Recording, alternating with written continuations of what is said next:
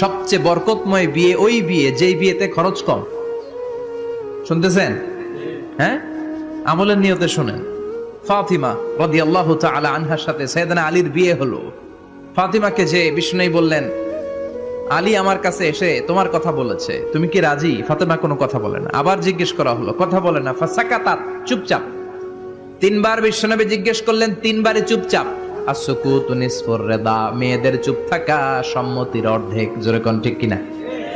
কি লজ্জাবতী নারী, কিছু বলেই না। তার মানে বাবা যেটা ডিসাইড করবে ওইটাই।